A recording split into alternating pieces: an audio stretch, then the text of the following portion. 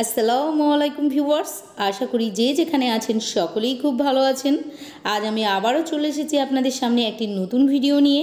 আজকের ভিডিওতে আমি আপনাদেরকে দেখাবো কিভাবে আপনারা নারকেল তেলের সাথে মাত্র দুটি জিনিস মিশিয়ে লাগাবেন, যাতে করে আপনাদের ত্বক থেকে সমস্ত দাগ ছোপ দূর হয়ে যাবে। ত্বকের চামড়া ভাঁজ পড়লে, ত্বক কুঁচকে গেলে ত্বককে টান টান করে তুলবে।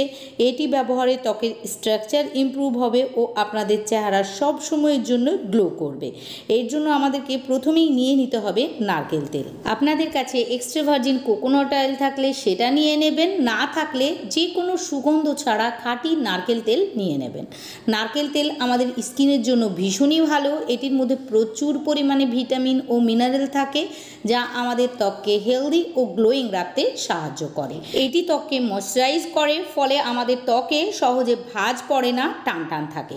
এছাড়াও এর মধ্যে ক্লিনজিং প্রপার্টিজ থাকে, ফলে এটি দিয়ে আমাদের ত্বককে খুব ভালোভাবে ক্লিন করা যায়। এই রেমেডিটি আমাদেরকে দুটি স্টেপে করে নিতে হবে। ফার্স্ট স্টেপের জন্য প্রথমেই আমাদেরকে নিয়ে নিতে হবে 1 চা চামচ নারকেল তেল। তারপর এর মধ্যে দিতে হবে 1 চা চামচ চালের গুঁড়া। চালের গুঁড়া আমাদের ত্বককে ফর্সা উজ্জ্বল বানাতে তো সাহায্য করেই, সেই সঙ্গে এটি আমাদের ত্বকে খুব ভালো স্ক্রাবারেরও কাজ করে। চালের গুঁড়ার ছোট ছোট কণা আমাদের ত্বকের মধ্যে জমে থাকা নোংরা, ময়লা ও মরা চামড়ার লেয়ারকে তুলে ফেলে, ফলে আমাদের ত্বক ভেতর থেকে ক্লিন হয়ে যায়। এখানে 1 চা চামচ চালের গুঁড়া নেওয়ার পর আমাদেরকে এর মধ্যে দিতে হবে কয়েক ফোঁটা লেবুর রস। লেবুর রস ন্যাচারাল ক্লিনজার, যার ফলে এটি ত্বকে লাগালে ত্বককে ন্যাচারালভাবেই ক্লিন করতে সাহায্য করে। তবে আপনাদের ত্বকে যদি লেবুর রস স্যুট না করে, বা আপনাদের ত্বকে যদি একনে, পিম্পল, দানা দানা, র্যাশ ইত্যাদি হয়ে থাকে, বা আপনার ত্বক যদি খুব সেনসিটিভ হয়, তাহলে লেবুর রসের পরিবর্তে আপনারা টমেটোর রস বা টক দই ব্যবহার করতে পারেন। এখানে কয়েক ফোঁটা লেবুর রস দেওয়ার পরে সামান্য পানির সাহায্যে এটিকে গুলে নিতে হবে। তারপর ত্বকে লাগিয়ে ধীরে ধীরে গোল গোল করে মাসাজ করে নিতে হবে, মোটামুটি 2 থেকে 3 মিনিট। তাহলেই দেখবেন আপনাদের ত্বকের সমস্ত ইমপিউরিটি খুব সহজেই উঠে গিয়ে ত্বক ভেতর থেকে ক্লিন ও ব্রাইট দেখাচ্ছে।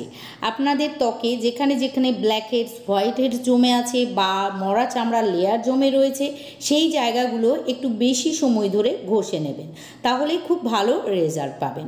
আপনারা 2 থেকে 3 মিনিট ঘষে নেওয়ার পর একটা ভেজা টাওয়াল রুমালের সাহায্যে ত্বককে মুছে নেবেন, তারপর নর্মাল পানির সাহায্যে ধুয়ে ফেলবেন। এখানেই ফার্স্ট স্টেপটি কমপ্লিট হয়ে যাবে। এবার চলে যেতে হবে সেকেন্ড স্টেপে।